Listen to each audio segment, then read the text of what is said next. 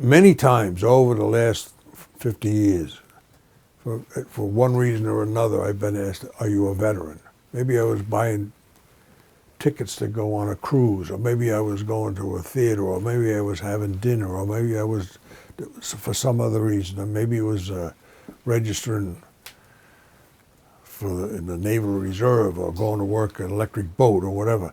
Are you a veteran? Are you a veteran? And I would say, no, I'm not a veteran. It was in 1944, and I was in high school, just finished a sophomore year in high school in Staten Island.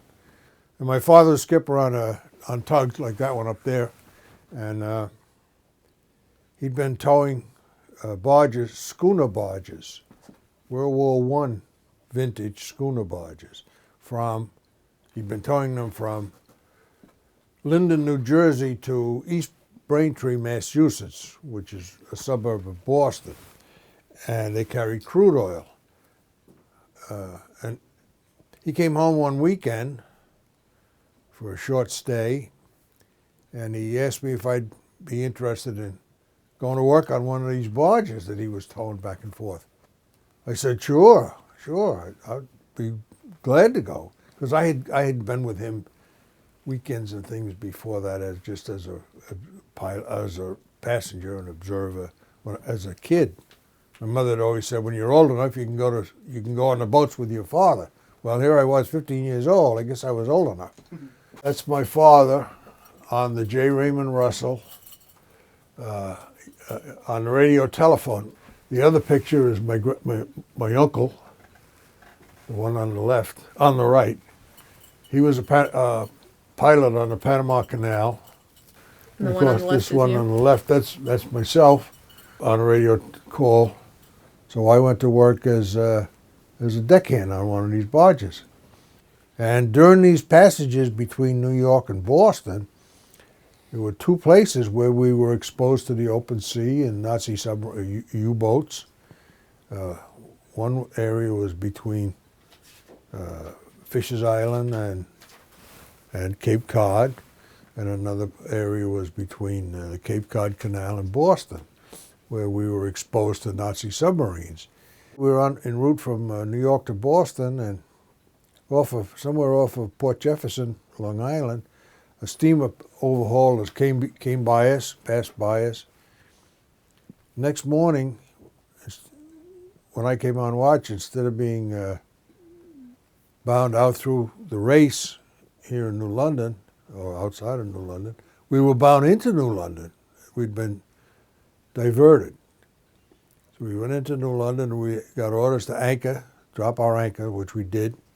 And about the time we dropped the anchor, we heard a big explosion right off to the east. And we found out later, the Coast Guard boat came alongside to tell us what was going on. They had detected a U-boat, a German U-boat, somewhere around between Fisher's Island and Block Island. And that explosion we had heard was when that U-boat torpedoed a freighter that had passed us the night before.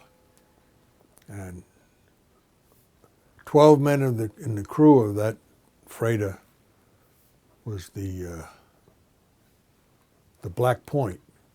12 men in the crew of the Black Point were killed or lost. Ironically, 3 or 4 days after that incident,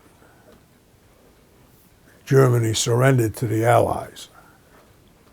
This is my grandfather's seaman's papers in World War I, William Wentworth. This is my father's seaman's papers from World War II.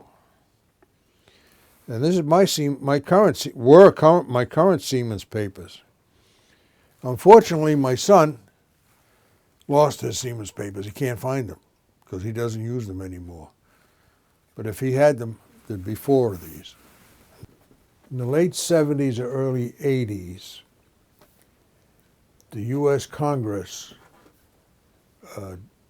was convinced that the merchant marine, men of the merchant marine in World War II served a very vital performed a very vital service. And so a law was passed to recognize them as veterans because they had been bombed and torpedoed and strafed and lost at sea and drowned at sea, burned at sea, as members of the Merchant Marine. So they were given veteran status. But the law applied to those merchant mariners that were engaged in ocean transportation to serve the forces in foreign waters and foreign countries. And it did not extend to the merchant mariners that were sailing on the American coastline, although they were exposed to U-boats, and they were operating in generally exposed enemy areas. The coastwise mariners were not part of this veterans recognition. This is a Golden Mariner Award from Kings Point Merchant Marine Academy. I graduated in 1950, so by 2000, I had 50 years time at sea, not counting my Merchant Marine time during World War II. It was only since I graduated. Well, in 1949, when I was still at Kings Point, my roommate, who happened to be a radio operator before he came to Kings Point, a radio operator on ships, we both decided that we would apply for the Merchant Marine medals that were issued by the Maritime Administration. We both put in an application, me based on my time on this schooner barge running between New York and Boston, and the fact that the ship ahead of us had been torpedoed, and we were in war zones. And the Maritime Administration gave us the Atlantic War Zone Medal and the Victory Medal, because by that time the war was over in '49.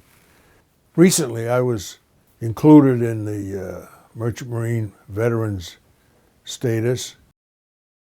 Don Horton advised me on the documents that I needed to submit. When I signed off that schooner barge in 1944 in September, I received a company seaman's discharge with my name and my rank, and the captain signed it with the dates and everything. So I sent a copy of that discharge and a formal application that the Coast Guard had on their website, requesting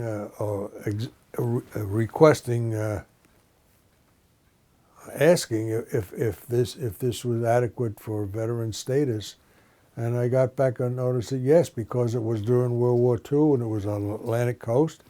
The fact that I was 15 didn't make any difference. I was there doing the work, so I was given the veteran. I have a status as a Merchant Marine veteran of World War II, and that's not to be confused in any way with the Navy or Army or Marine Corps veteran. Just Merchant Marine veteran. To be a veteran in this country is an honor and a privilege. And now when people ask me if I'm a veteran, I say yes.